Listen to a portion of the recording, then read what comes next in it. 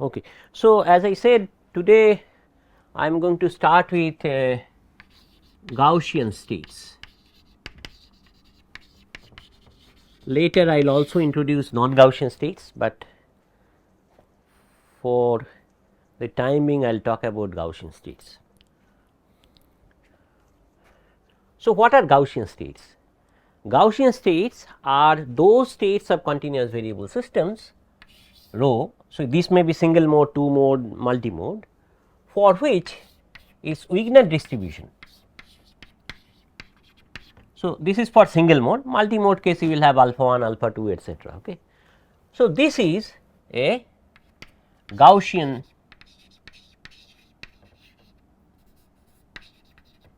function, okay, of, you can say alpha alpha star, or you can say the real and imaginary part of,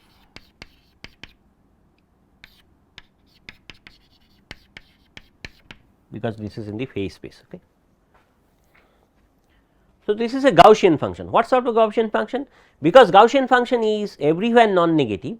So, this must be Gaussian, instead of function, it is a function of course probability distribution, right. Okay, because we know that Wigner function has all those properties of probability distribution. So, add up to 1, and this is Gaussian. So, therefore, everywhere non-negative.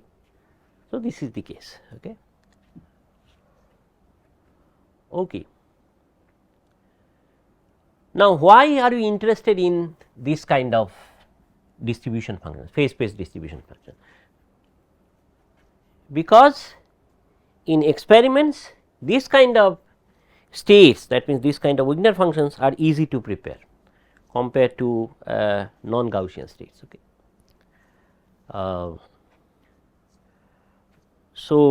And they are easy to prepare, easy to handle, and all those things. So, I will talk about their preparation procedure, at least some of the Gaussian states later, but basically if I look at laser light. So, this is a coherent light, and therefore, its state has to be a Gaussian state. Okay. Generically, it is a Gaussian state. So, and we know that the Gaussian probabilities are easy to handle. Why? If I have a Gaussian, so if I take x as a random variable, so this is a random variable, this is I am talking about classical probability distribution. And then if I look at these probability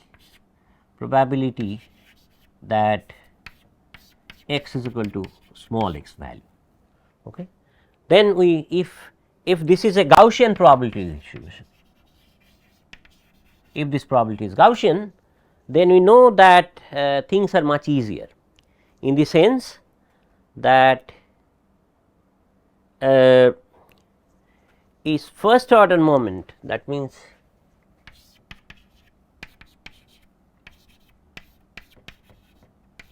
probability of x is equal to x dx, this is my x, right, and second order moment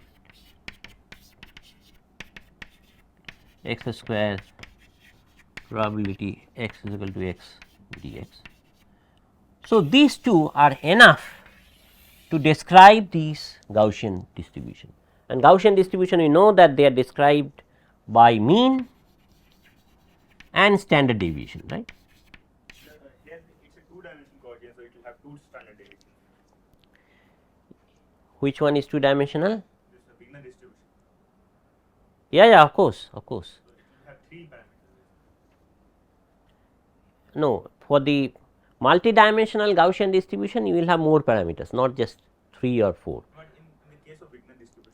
Yeah. So, for Wigner distribution, because this is, if I consider only two dimensional case, single mode case, then you will have basically this average value of x with respect to the state, average value of p with respect to the state, and then what is known as the covariance matrix.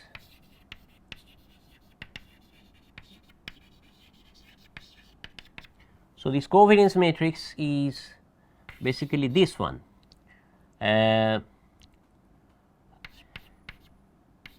x square minus x whole square, which is the standard deviation in x.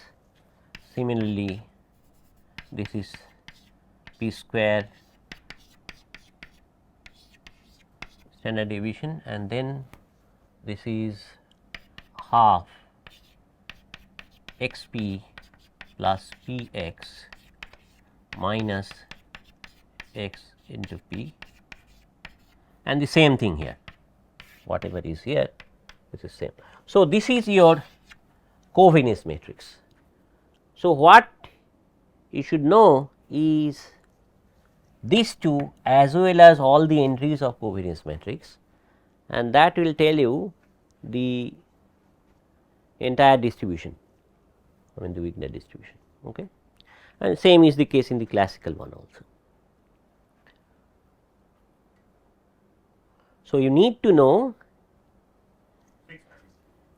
yes, well these are same. So, basically 5.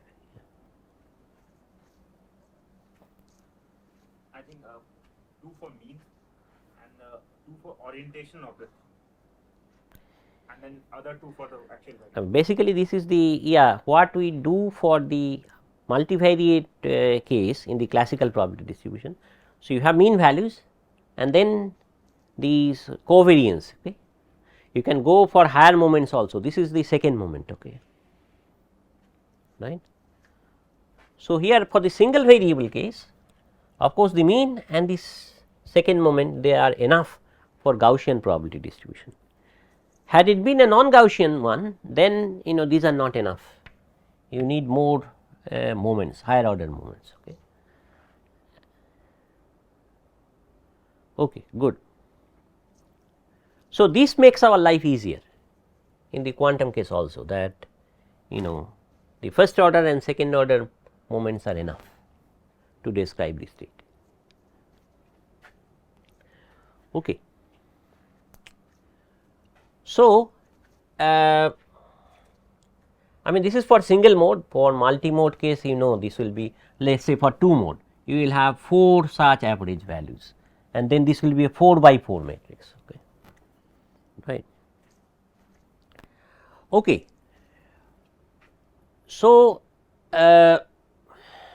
what we will do is we will study properties of such Gaussian phase space distribution function, properties in the sense that how do they transform under physical transformation, symmetry preserving transformation like rotation, translation, scaling, etc. And then we will study their entanglement properties. Entanglement, of course, if I take 2 mode or multi mode case, single mode does not make sense for entanglement. Okay. Right. So, now let us look at some examples which we already considered, but now let us do it in more precise way.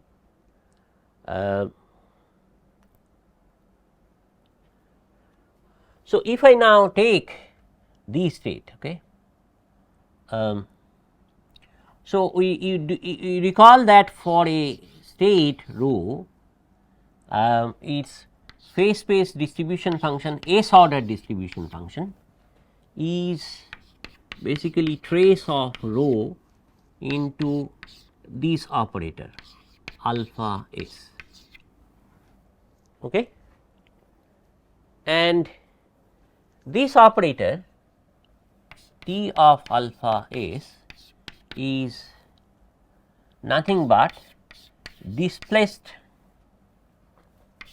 this operator, right, 0 comma S d minus alpha, I mean d inverse, right, and where this T of 0 S is equal to 2 by 1 minus S, then this is S plus 1 by S minus 1 a dagger A. Yes. So, this is what you will have. Okay. And then we know that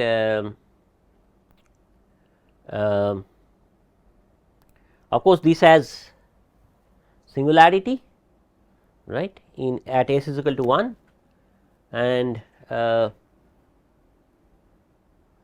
okay.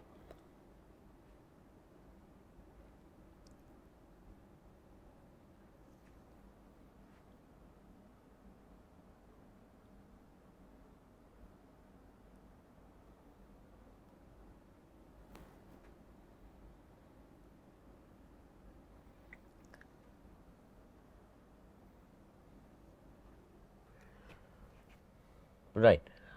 So, now yeah.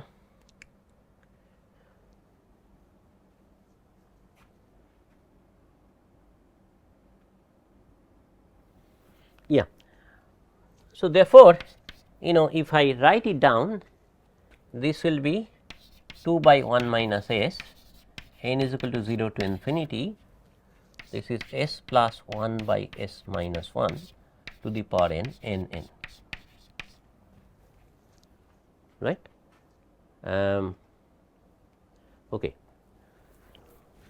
So, this corresponds to the thermal state. Of course, for that you will have to choose this s properly.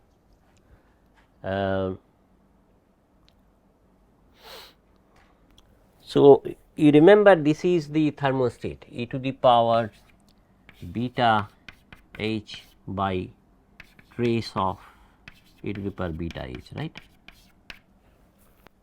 This is the thermostat of harmonic oscillator.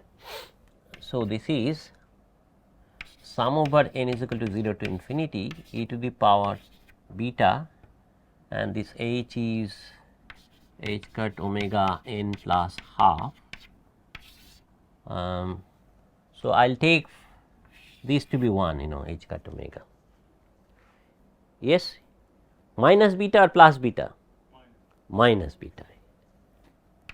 Yes, otherwise it does not make sense. Yes, minus beta, and then this is trace of that. So, this means m is equal to 0. Oh, sorry, this should be n n, and then m is equal to 0 to infinity to the power minus beta h cut omega m plus half. Okay. So, for the time being I will take h cut omega to be 1, and also this factor I can take out. So, basically this is n is equal to 0 to infinity e to the power minus beta n, because I am taking this to be equal to 1. Okay. So, this is beta n n n and divided by m is equal to 0 to infinity e to the power minus beta m, right. So, what about this? So, this is 1 minus e to the power minus beta. So, I am choosing beta to be positive, which is the inverse temperature, into n is equal to 0 to infinity e to the power minus beta n n n. Okay, right. So, basically what you need to do is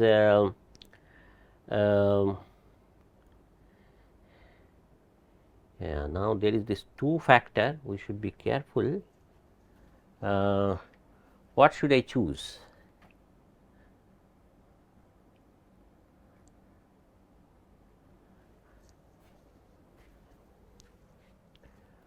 This 2 factor is there. So, you understand that 1 minus e to the power minus beta into e to the power minus beta whole to the power n, right. This I should choose as 2 by 1 minus s, s plus 1 by s minus 1 whole to the power n. Now, is this a correct choice? I think so, right. So, what if I choose s plus 1 by s minus 1 is equal to e to the power minus beta. So, then what will be 1 minus e to the power minus beta? This will be 1 minus s plus 1 by s minus 1. So,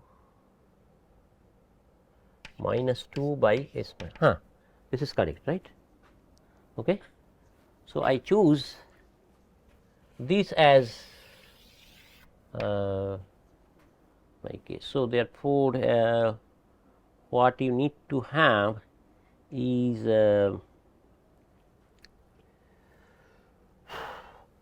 yeah, s minus 1 by s plus 1, this is equal to the power beta. This has to be positive. Okay. In fact, beta is positive, so this has to be greater than 1. Okay. So, what does it mean? When can it be greater than 1? No, how can it be possible?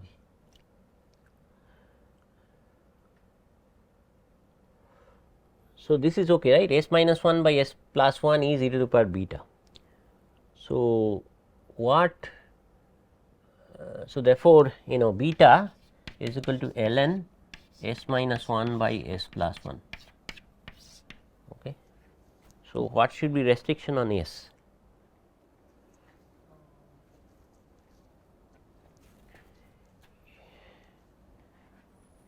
It should be greater than 1, right? But it cannot be. It will be negative. S minus 1 by s plus 1 will always be less than 1. Why? So, that can be less than 1, but this quantity should be positive, right? It cannot be positive. Yeah, it should be. So, this quantity s minus 1 by s plus 1, can it be greater than 1? It cannot be. It cannot be, right? So, then where is the problem? Did I make something wrong?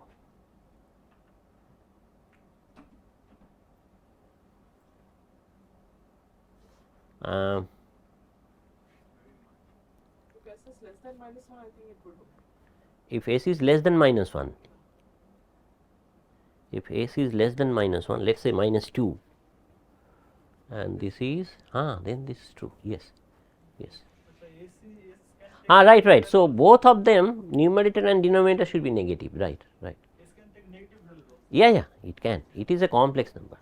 So, s plus 1 should be negative, right? The log of negative number No. It is not negative. S minus 1 by s plus 1 will become positive. Okay. So, basically what you should have is, of course, s has to be real. So, s should be less than. So, s must be minus infinity and minus 1 maybe. I mean, s is equal to minus 1 is a problematic thing. Well, not problematic, actually s is equal to minus 1 corresponds to the vacuum. Okay. So, that is also that one can also take. Yes. Okay. So, I can choose this beta, which is inverse temperature. So, this means that this state, this is your thermal state corresponding to beta is equal to ln s minus 1 by s plus 1. Okay. Right. So, you see that therefore, this state is your displaced thermal state.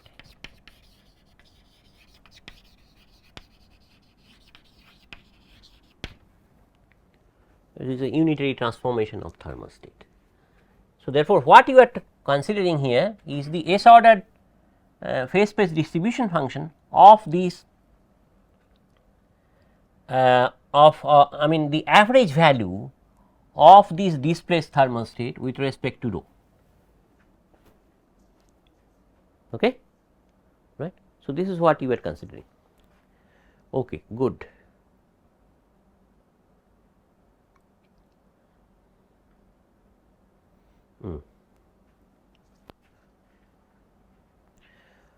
So,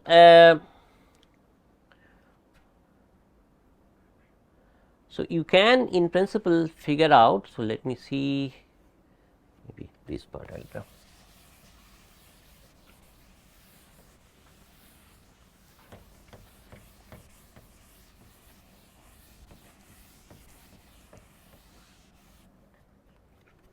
So, therefore, this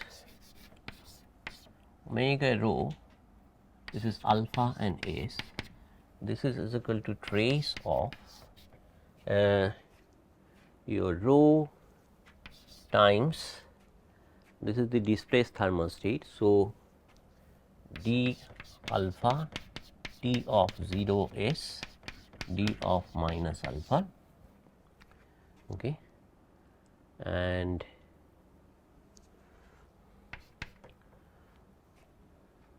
okay.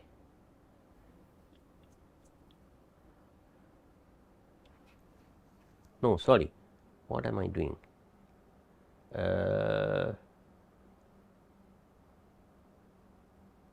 What am I supposed to do? Sorry, I mean this is fine, this is okay, this is fine. So, what I will take here is I am taking this trace of, so I am taking rho as displaced thermal state, so which I will take here as, because I am doing, so this I will take T beta T. So, this is for the phase space parameter and this is your order parameter. Okay. So, this is trace of T beta T and then this is your T alpha s. Okay. Right.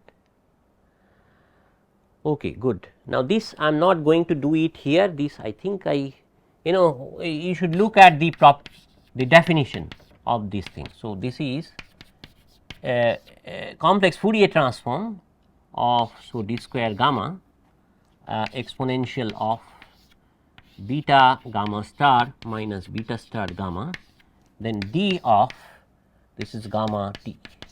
And what is this modified displacement operator? This is e to the power t mod gamma square by 2 into d of gamma.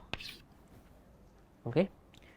So, if you use this this property, then you can write this trace as, because we already have seen that what is trace of d of alpha times d of beta.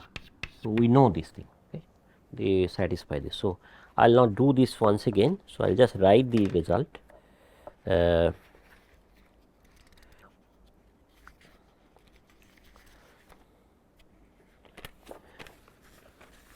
So, for this state, let me just write down the result.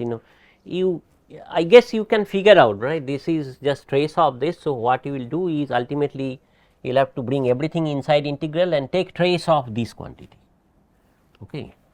So, I will just write the result. So, this is 2 by so here I discussed about the average photon number, right.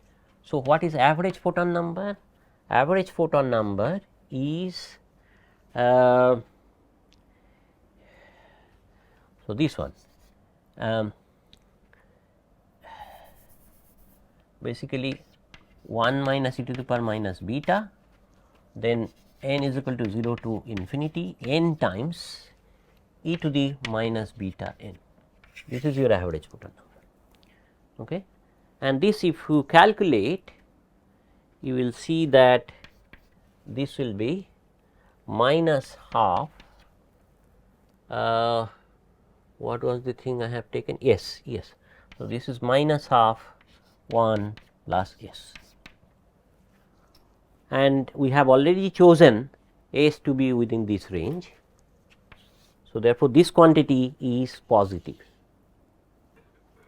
So, this is your average photon number. Okay. So, you can describe the thermal state in terms of also this average photon number. So, what you will get is 2 by 2 n bar plus 1 minus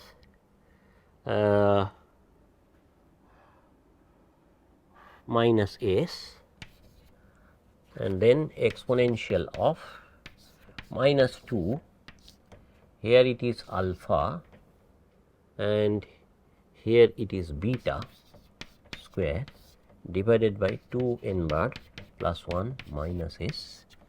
Of course, what is n bar here? N bar is minus half 1 plus t, because this is the t I am talking about, and a t is a real number from minus infinity to minus 1.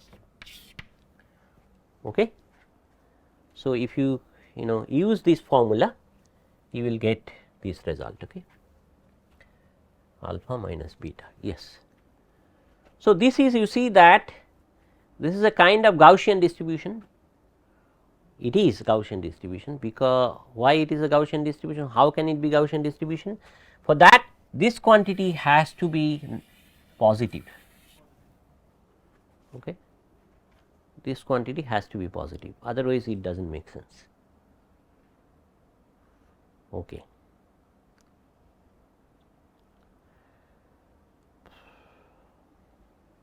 Okay, good. So, this is the most general phase space S order phase space distribution function for that thermostat, and this is of course Gaussian, as you can see, and you can actually now figure out that okay. So, you see that whatever be the value of S, provided this is positive, that means what is it called, real part of 2 n bar plus 1 minus S is positive, provided this is the case. This is a Gaussian distribution, of course, and it does not matter what S you choose satisfying this condition, this is always a Gaussian distribution. Okay. So, for thermostat, irrespective, so if real part of S is less than 2 n bar plus 1 for that thermostat, then your S ordered phase space distribution function is always Gaussian, whether it is P distribution, Q distribution, Wigner distribution, everything will be Gaussian. Okay. Right. Now, the point is that and this is kind of expected, because this thermostat is like this thermal light, it is a kind of classical light, mixture of the coherent mixture, I mean mixture of coherent states kind of thing. So, therefore, this has to be Gaussian, which is a classical behavior, no non classicality is here. Okay. But now, what you can figure out is that, so I will not do this thing for you, you can actually do it on your own, that if I take the Wigner distribution of the state gamma gamma, so it is a coherent state at alpha, and this is S is equal to 0. So, that is the Wigner distribution. Okay. If I do that, you can either follow this one considering n bar to be 0, which corresponds to the 0 temperature case, that means the vacuum state, or you can do it independently, it does not matter. So, this you can show that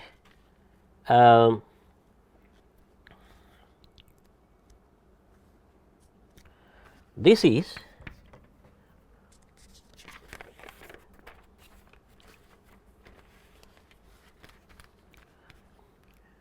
two times exponential of minus 2 alpha minus gamma mod square.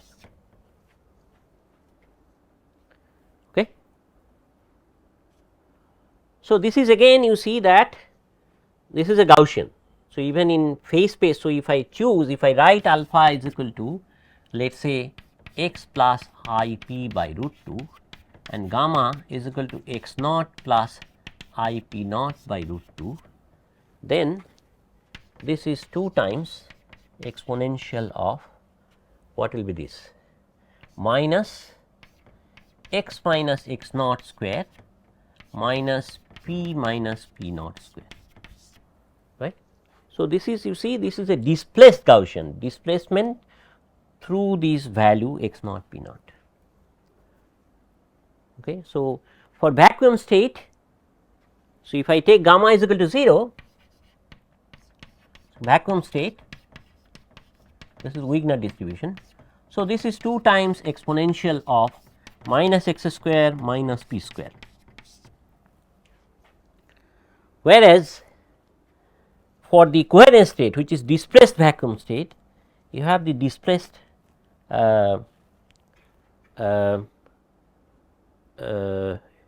Wigner distribution. Okay. Is it normalized or unnormalized? This is normalized. You can figure out that this is normalized. I mean, basically this has to satisfy this condition that 1 upon pi alpha belonging to C d square alpha w rho alpha s, this should be equal to 1.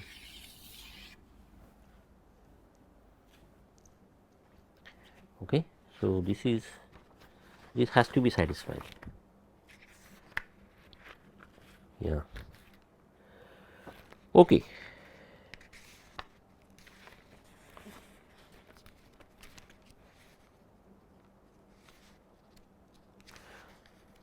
So, therefore, this is a Gaussian one for coherent state and which is a displaced, and here you see, as I told you sometimes back, if you give x to, so displace x by amount, so basically it is going to x minus x naught and p is going to p minus p naught, p minus p naught. So, accordingly you will get this function, right. In fact, yeah, this is slightly tricky, it is not actually this. So, if I translate, okay, if I translate by this amount, right, x to x plus x naught, p to p plus p naught, then the corresponding Wigner distribution will change like this. So, that the inverse of that corresponding transformation. Anyway, so we'll come back to this. Let me see. It will become more prominent. So, for rotation and squeezing, it will become more clear. Okay. So, this is for your coherent state, and now if we this we have seen for the thermal state also, that the phase space, I mean Wigner distribution for example is Gaussian. So, that is not a problem. Okay. Let me see.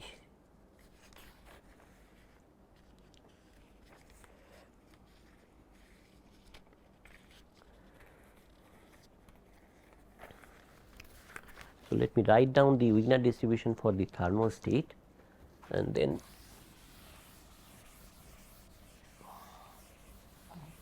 Professor Ghosh? Yes. The camera is not moving to the other board. Is it now moving? Yeah. No, it's fine. Now it's moving. Now it's fine. Thank you.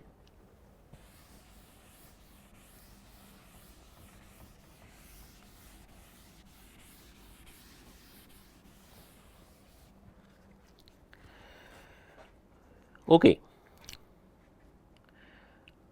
So, now if I look at this thermal state gamma t, where t lies between minus infinity and minus 1 inclusive.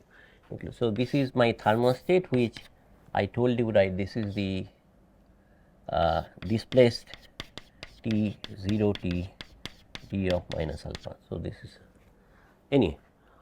So, if I look at the Wigner distribution of this thermal state, so here rho is t of gamma t.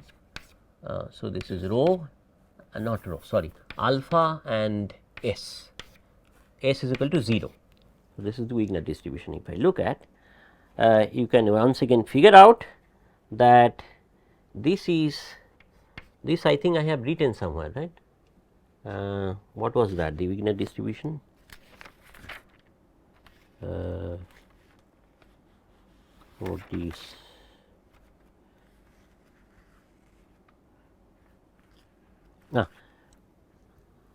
okay. So, this is actually 1 by n bar plus half.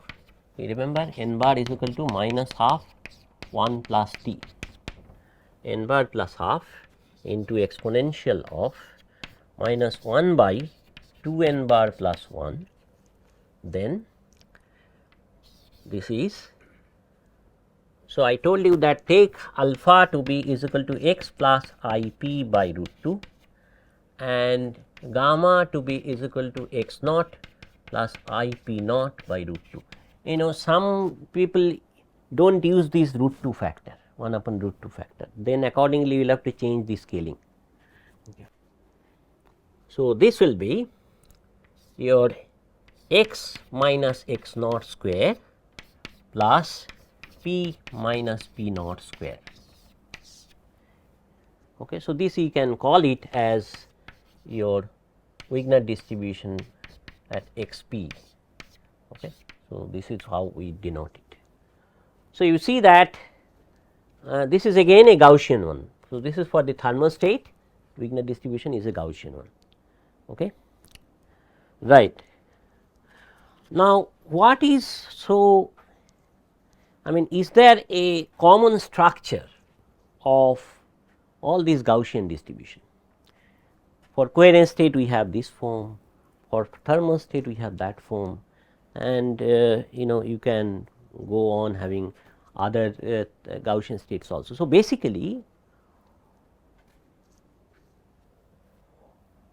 if we take rho to be a Gaussian state,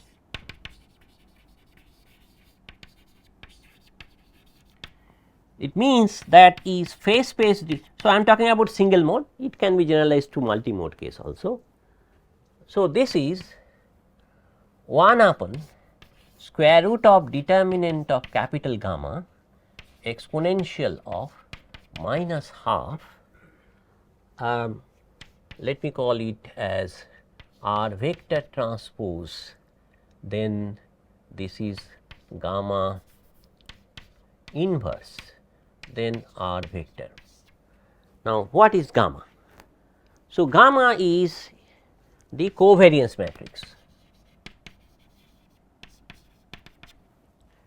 Okay. So, it means that in the single mode case it will be x hat square with respect to rho minus square, then half x p plus p x minus x, I mean product of the average values, and same thing here x hat p hat plus p hat x hat rho minus x rho p rho, and then this is p square rho minus p hat rho square. So, this is for the single mode case, it is a 2 by 2 matrix, this is a covariance matrix. And what about these r? So, r vector is this column vector. So, this is your x minus x naught, I mean basically this is x minus x hat rho, and this is p minus p hat rho. Okay.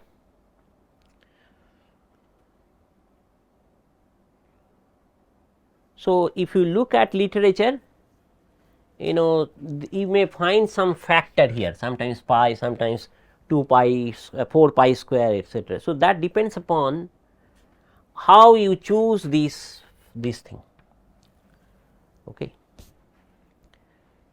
But essentially this is what the form is. Now, you can now verify that, for example, for this case, for the coherent state, this is the form you will get.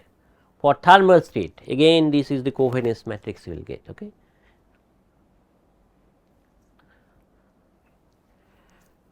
So,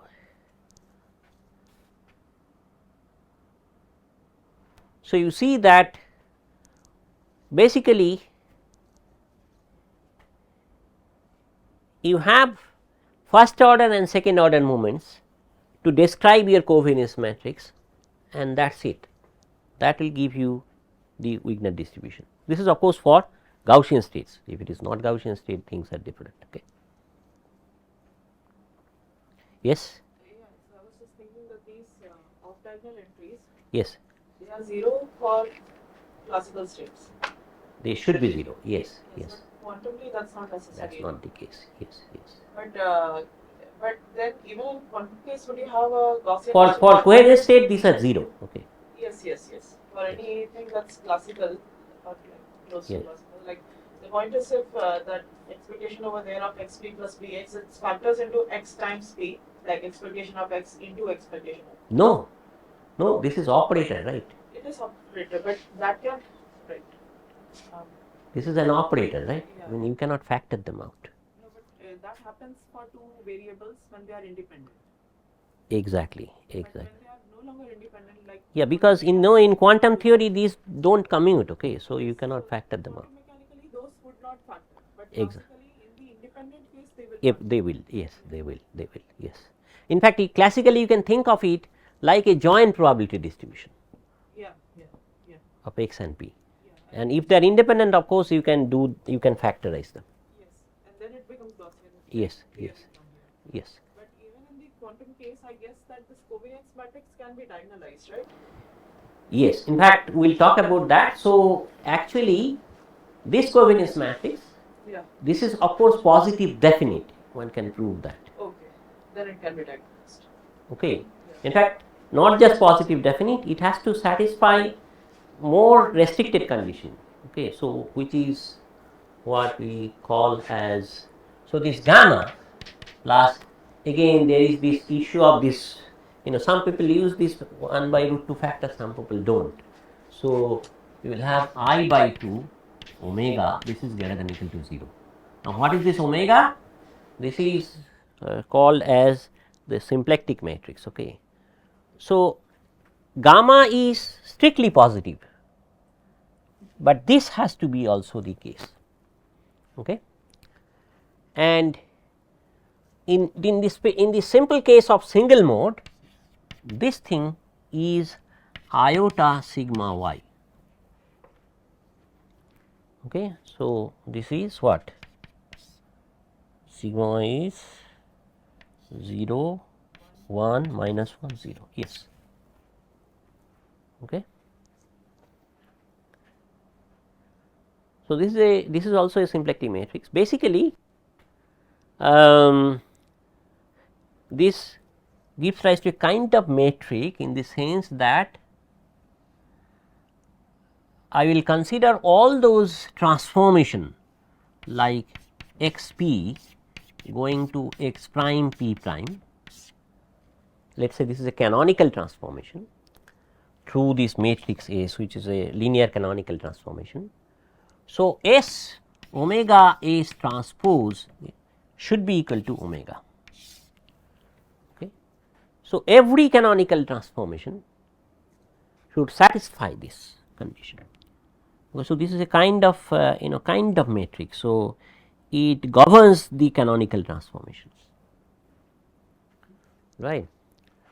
So, this is of course single mode case, multi mode case things will be much more complicated, but essentially this is the thing that any Wigner distribution, this is I am talking about not just, so the same form will be the case if I go to multi-mode. Okay. So, then this will be the multi-mode covariance matrix, this will be then not just two components x and p, it will have x 1 p 1, x 2 p 2, etc., etc.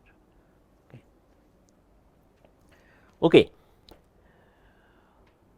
So, from now onwards what we will do, we will talk about properties of this distribution function. I mean, as I said, this is need, so maybe I will just write it here.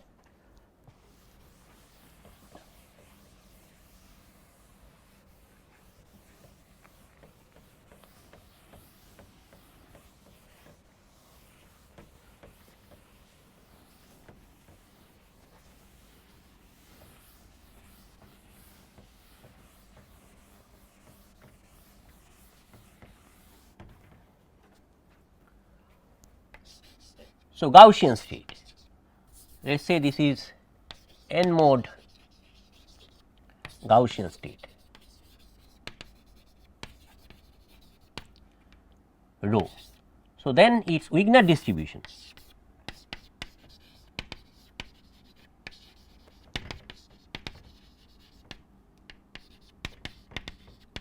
so Wigner distribution W rho. Now, I will use a notation. So, this r vector, column vector I will consider it like this. Okay.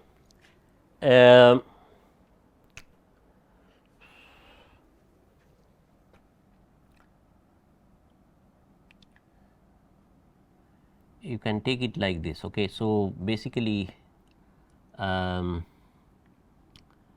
this is x 1 minus rho p 1 minus p 1 rho, x 2 minus x 2 rho, p 2 minus p 2 rho,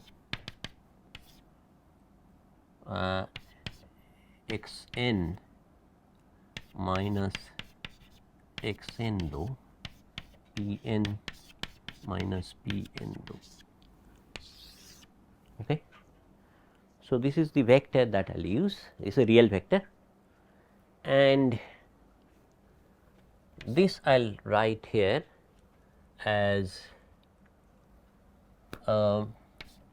x 1 p 1, x 2 p 2, x n p n. Okay.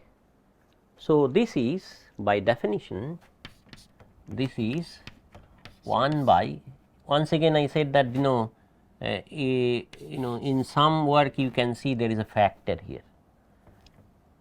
So, this is determinant of gamma and then exponential of minus half r vector transpose gamma inverse r vector.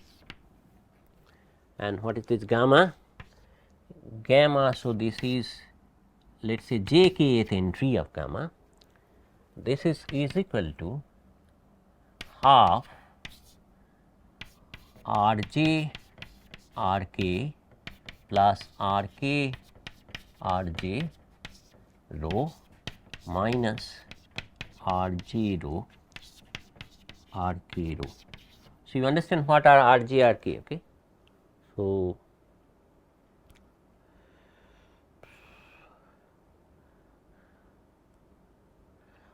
okay, so I should not, yeah, this is a bit tricky thing. So, this will make things a bit complicated. So,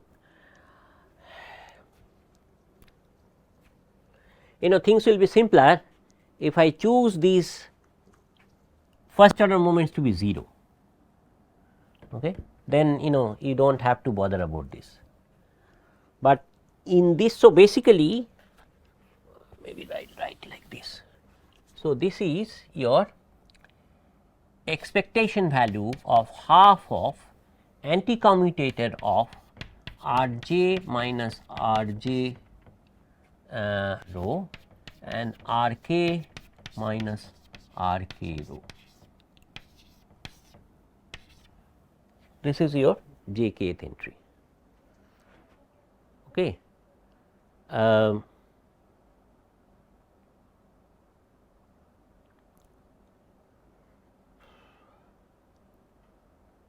Yeah. So, that is what you will have. Okay. So, this is the anti-commutator of this r j and r k. So, now if I look at, for example,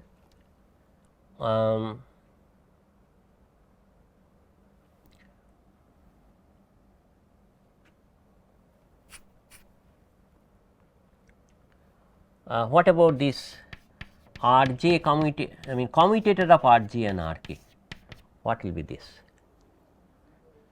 0.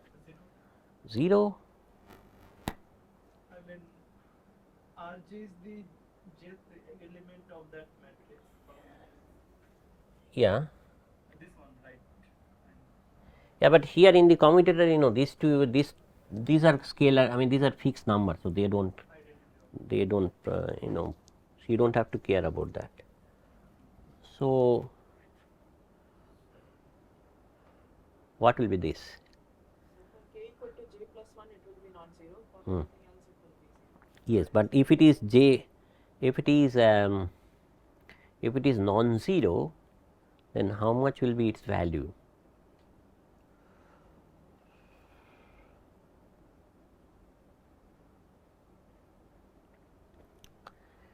Yeah. So, sorry, what? H cross, let us say 1. Yes. So, for example, if I take x 1 and p 1, so this is R j is x 1 and R k is p 1. So, this is iota, right. Okay. Yeah. So,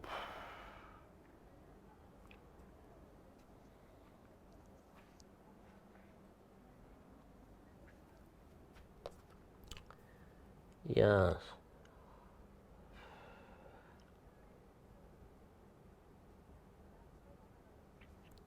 No, in fact, this is a bit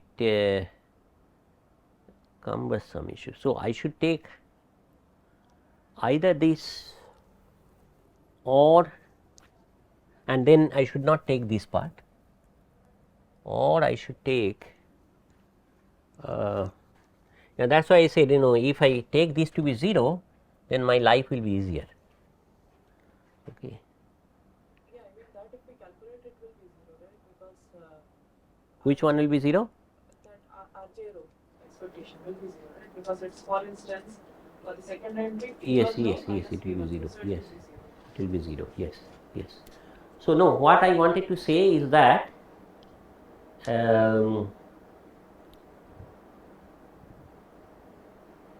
yeah, so this will satisfy, I think this is iota, what can I say, it's omega j k. So, this omega j k is a, I mean this is omega matrix is basically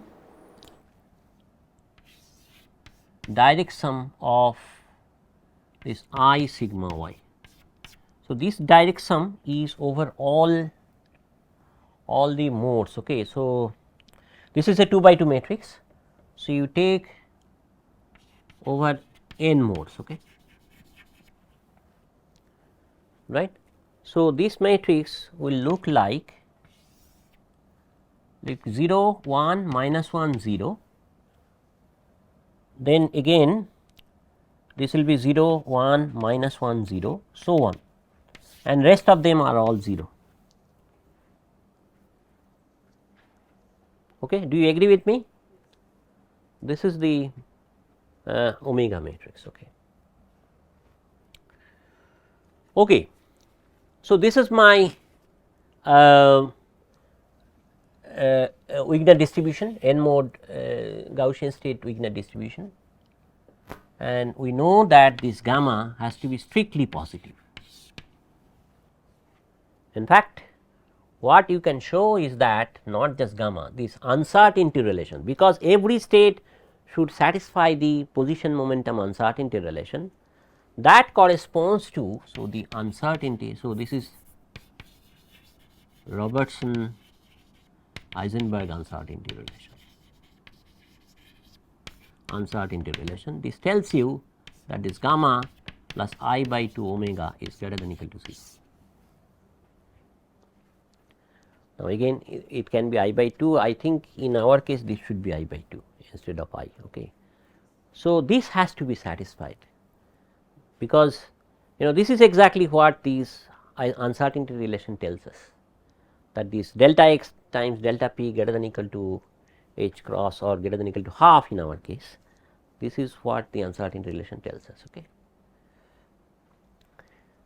Right. So, the question is that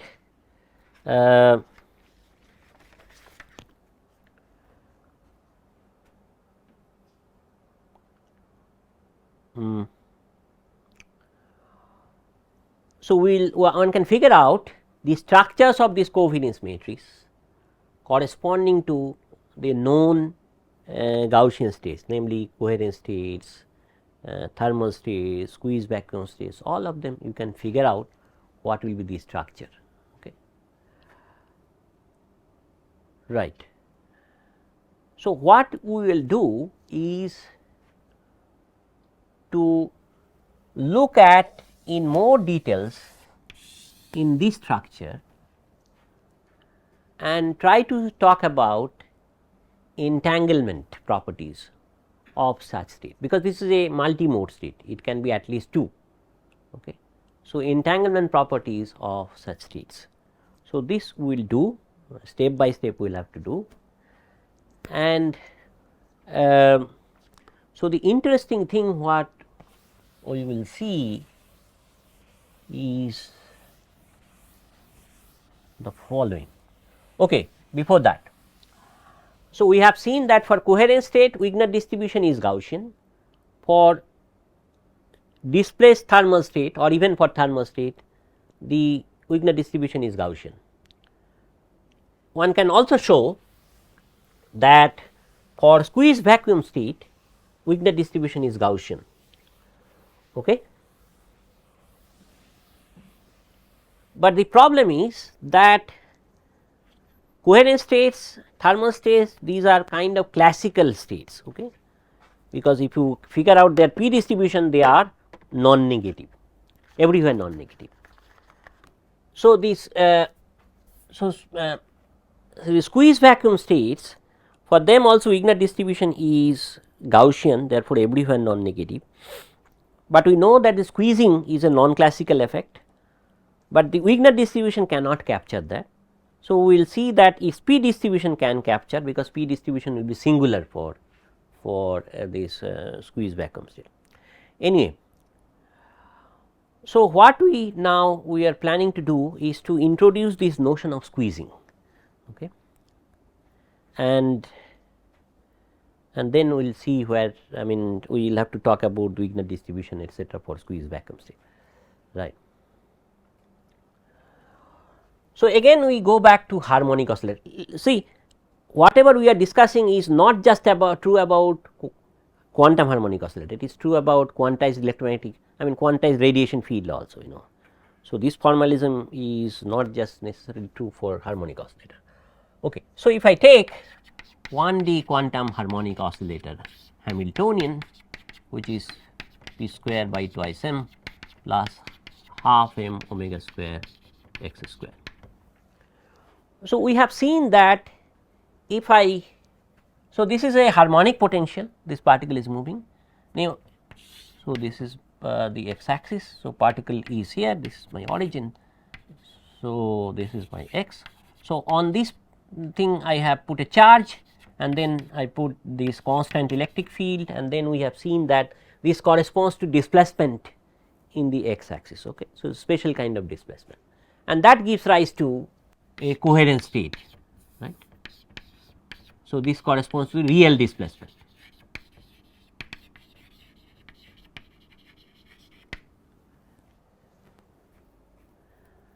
And that is a canonical transformation. Okay. And as a result, if I know the Wigner distribution of the vacuum state, I can get the Wigner distribution of this displaced vacuum state. How will I get that? Basically, you know, the transformation that will take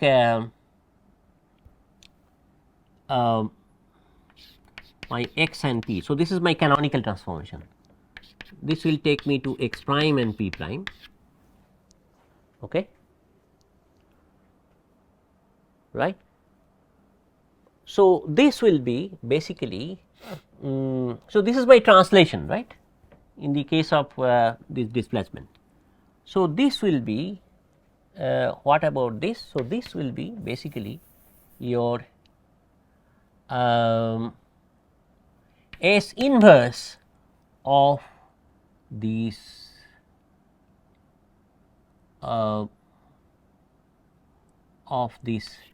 x and p. Well, I should put here how should I write?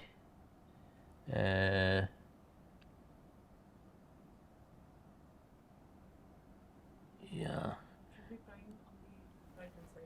Sorry? It should be prime with the distribution of x prime, p prime over on the right hand side. Then here we can write x prime. no, my point is that at the level of physical space, as a physical phase space, this is the transformation, this is a translation. At the level of weakness distribution, you should, I mean, what will be the weakness distribution corresponding to this, which you obtain through this translation, phase space translation. That will be weakness distribution of the vacuum, but now it is not x prime p prime, it is not x p, it should be the inverse of that. Okay. So, yeah, but this is bit, yes, something like this. I mean, I should have written some. So, you understand, basic point is that the weakness distribution of this state at x p should be equal to weakness distribution of the vacuum with it, with the inverse canonical transformation on x p. Okay. I mean, maybe this notation is not great notation, but I mean, if we just change the equation xp to x prime p prime, then all over. right, then yes, it would make sense.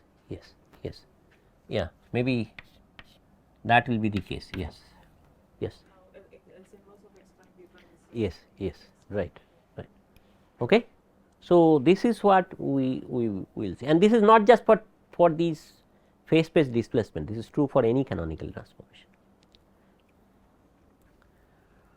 Okay. Now, let us take this Hamiltonian, which is fine.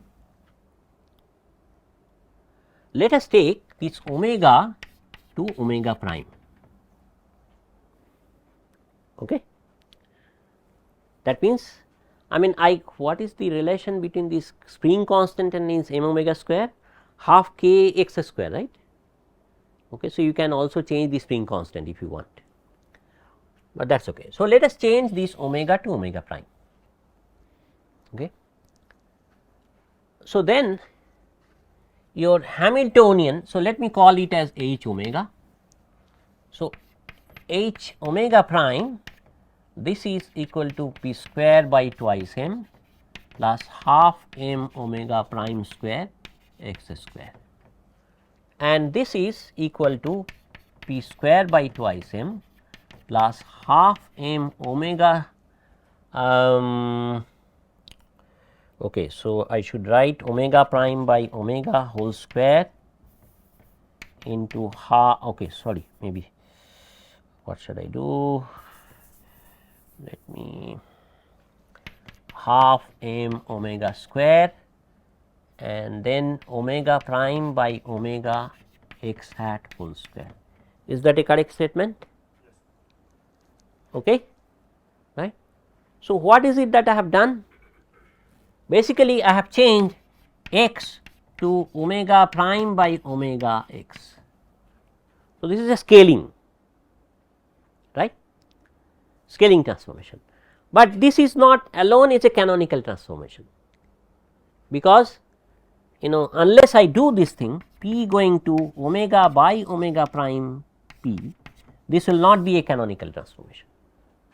Do you agree? Because I should have the commutator of x p to be I, right. So, this is a scaling transformation, right.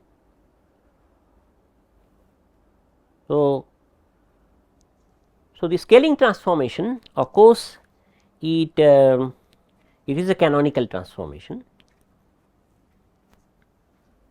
and therefore, I can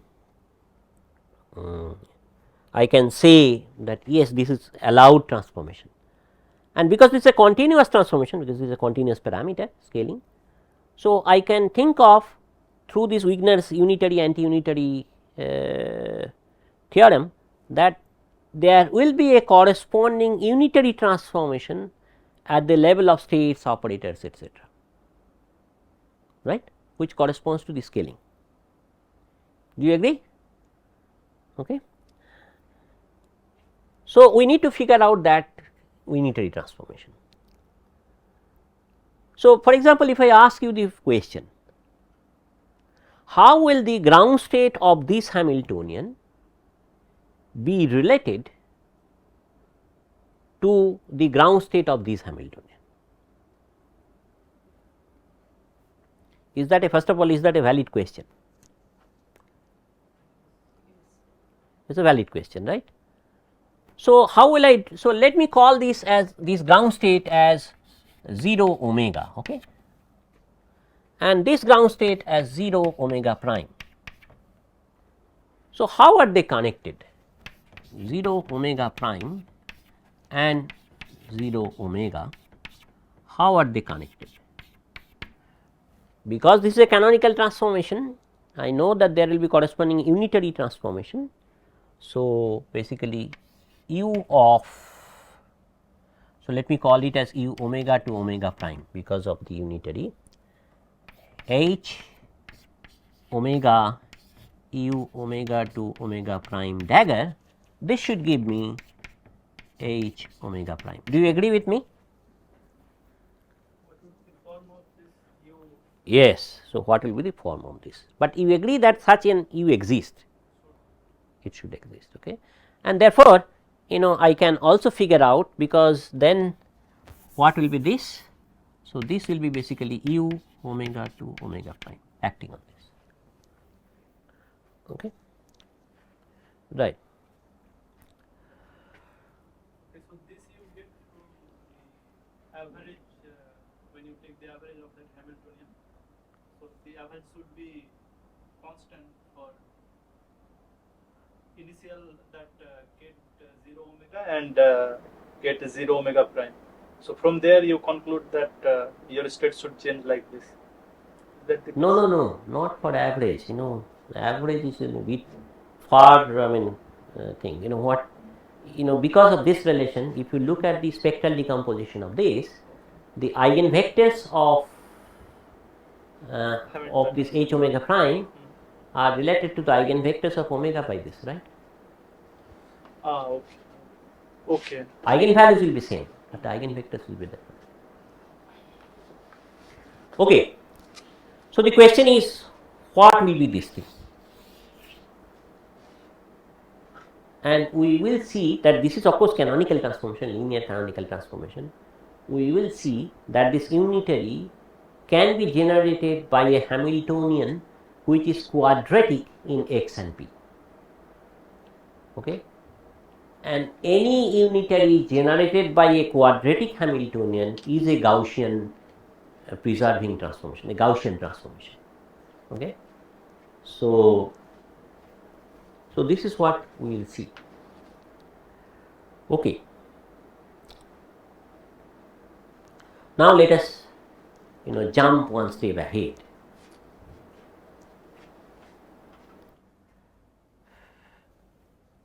What is the commutator of half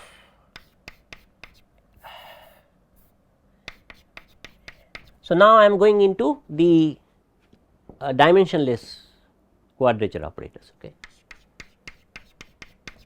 because ultimately that is where we need to look at, we need to work out. What will be this?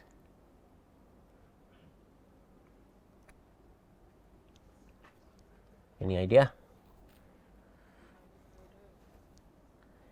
Minus. So, I see x and p is equal to I, right, iota. So, this is your xp, what will be this? This is p, xp minus I, or you can say, yeah, this is xp plus. So, how to replace it? This is xp is so twice px plus I iota then x, right. So, this is px x, so which is p x x plus p, which is minus I, not minus I, final result in minus I x, right. Okay. Okay, good. Minus I x. Okay. Now,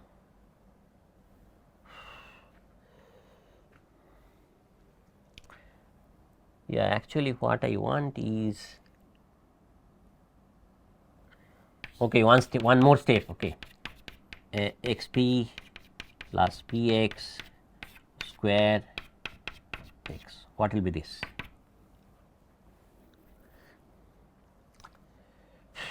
Half xp plus px,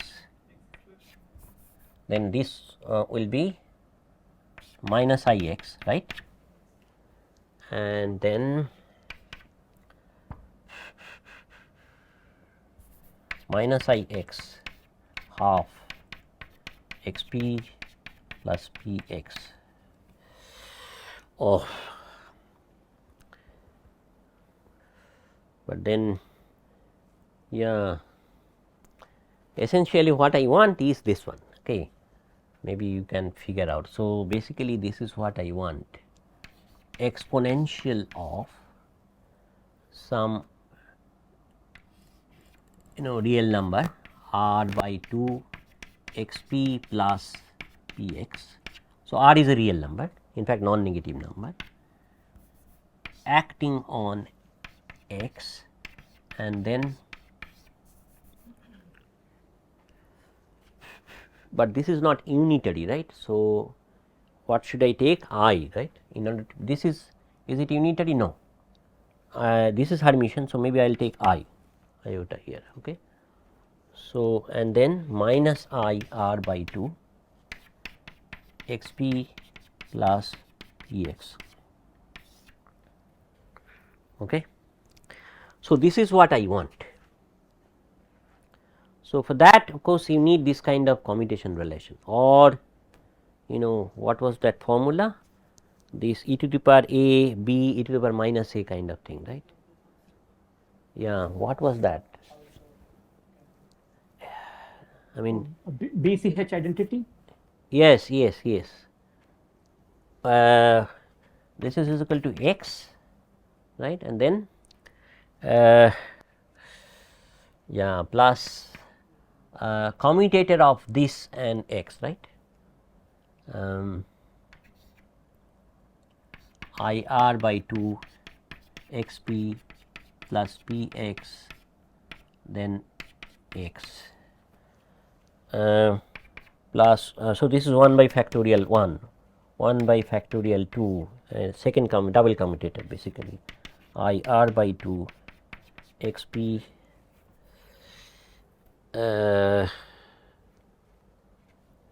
plus px, no, this, then commutator of I r by 2 xp plus px comma x. Anyway, so this is what you will have.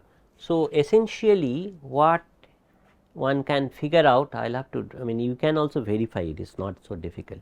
What you can get is something like this. So, this will be e to the power either plus r or minus r, I guess it should be plus r here if I am not wrong, times x. So, this you should check. So, this is the scaling factor times x. Okay. Similarly, if you replace it by p, then this will be replaced by e to the power minus r p. So, that they will satisfy the commutation relation. Okay. So, this actually you should try to figure out, it's not difficult, you will have to use the commutation relation between x and p. Okay. So, what does it mean? It means that this is the generator of scaling transformation, this is the Hamiltonian for scaling transformation. Is that correct? Okay. I mean e to the power r you can choose whatever value of r you can choose. So, this is the generator of scaling transformation. Is this the unique transformation or any other transformation can reproduce? No, this is the one. In one mode, this is the one, single mode case. No other transformation will have this property of scaling. Okay. I mean what you can now think of, as we have done in the case of displacement, this is scaling along x and p, but you can also take scaling along some different direction like theta angle x theta and p theta also, that is also possible. In that case this r will be replaced by a complex number, but that is okay. So, now if I look at here, what is it that is happening?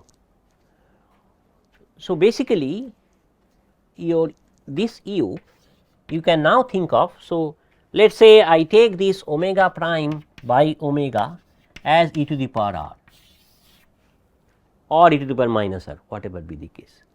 Okay.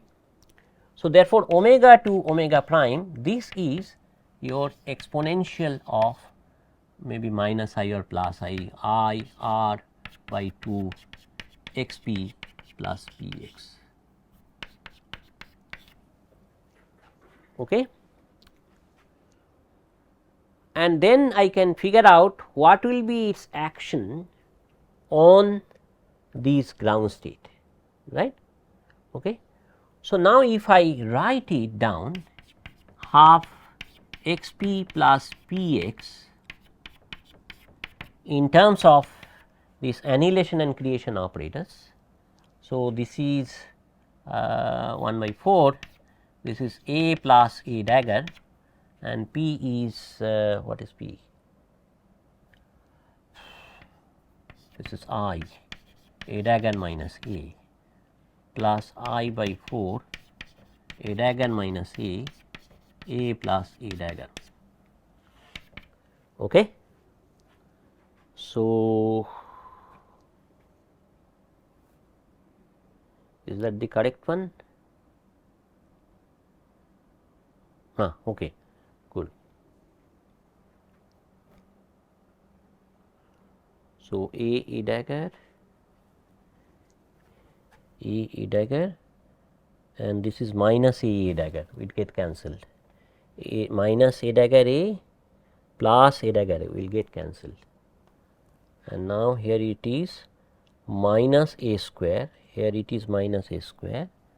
So, this is minus I by 2 a square and then a dagger square, then a dagger square plus I by 2 a dagger square. So, basically what you will have is I by 2 a dagger square minus a square. So, this is your Hamiltonian, okay, right. So, now if you look at here,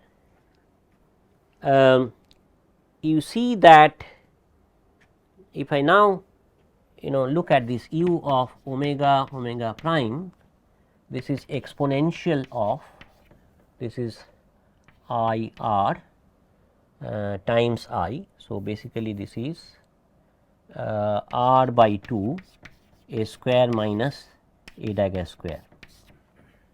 Okay. So, this operator, once I apply on vacuum, this is my vacuum, original vacuum, right. So, if I apply on this vacuum,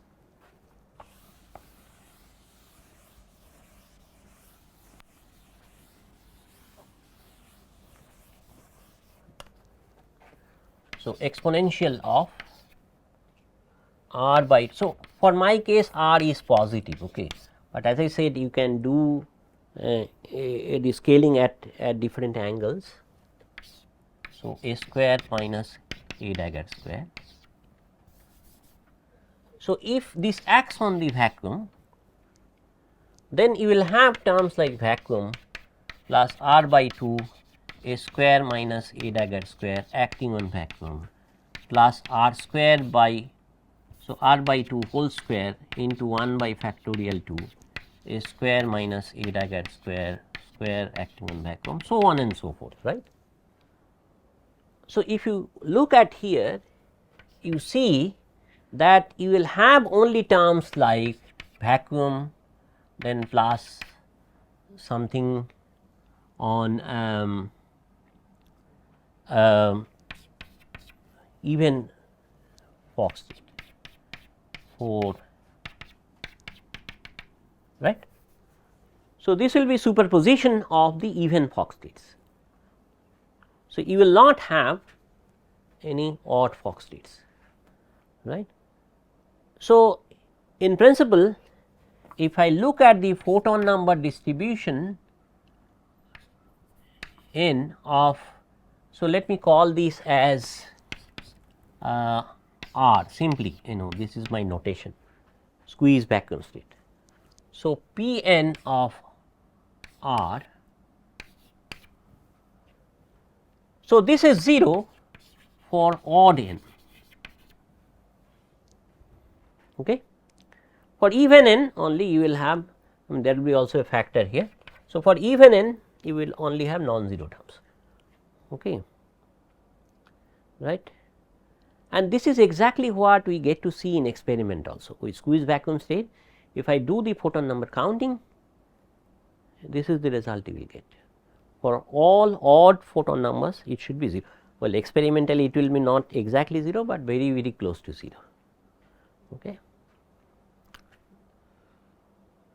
So, so you see that just scaling, I mean we have not done anything much, just scaling will change the picture to such a great extent. This vacuum state is a classical state. On the other hand, the squeeze vacuum state will see that this is highly non-classical state. I mean no classical state will have this kind of photon number distribution, I mean, so nothing of this sort will happen, okay. What is the time now? Oh, okay. So, what we will do next time is I will go a bit more about this. This is single mode. I will also talk about two mode squeeze vacuum state, and then so you see that this just the scaling transformation, mathematically this is scaling transformation, but actually what is happening is the squeezing. Why do we call it squeezing? Because if you take the delta x square with respect to this R, the state, you will see that, I mean this is of the order of e to the power twice R of delta x square with respect to vacuum.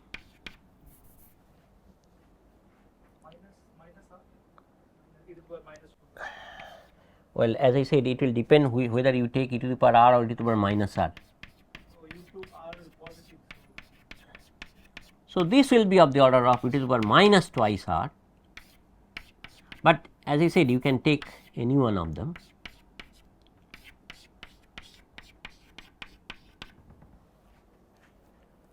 So, you see that these squeezing transformation, so this transformation, scaling transformation, what it does is it reduces. So, if I take r positive, it reduces the momentum dispersion exponentially, whereas it enhances the position dispersion exponentially or vice versa.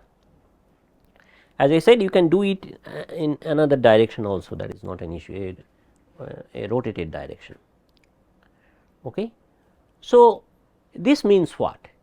We have seen that for coherent states the uncertainties are, product is minimum, okay, and they are same, these two are same in the case of this vacuum state, even for coherent states also. Here you see that for this kind of scaling transformation, one uncertainty you can make as small as you can, and obviously this will become as large as you want, okay. And when this is very small, it means that you can measure the momentum very very precisely, okay, right, of course at the cost of your position measurement, right. So, this is what is known as squeezing transformation, single mode squeezing, we can have multi mode squeezing, and this squeezing transformation, this is the essential idea behind this gravitational wave detection.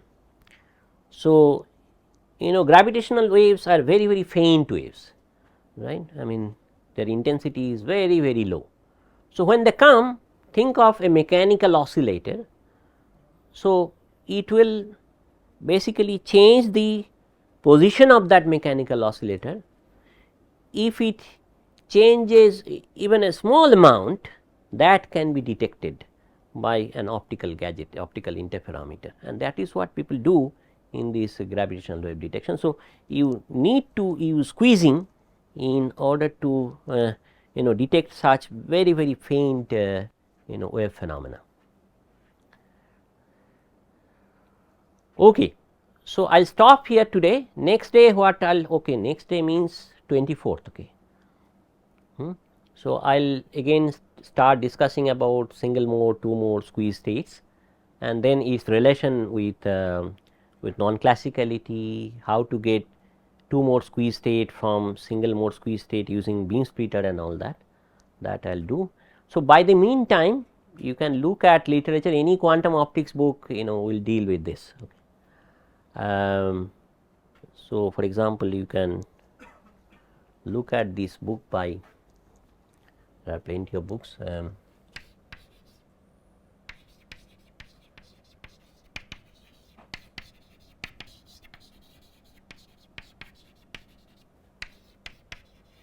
States of light.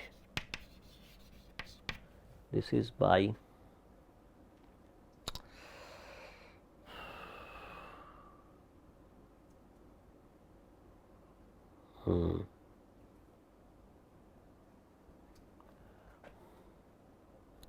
I forget the name, Leonard Wolff or something. Okay.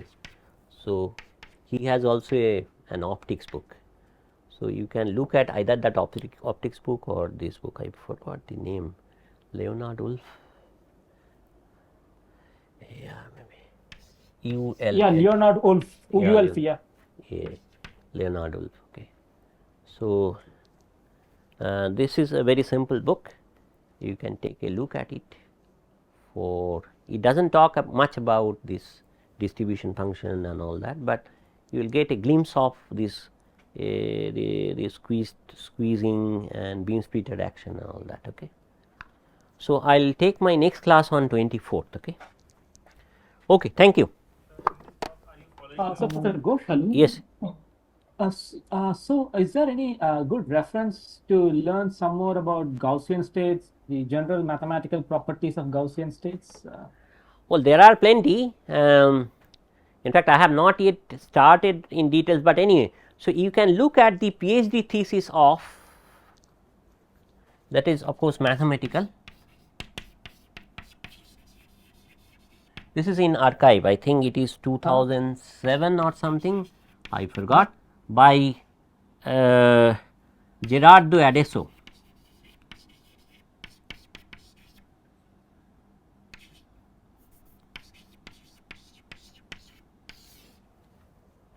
Oh, okay, sure.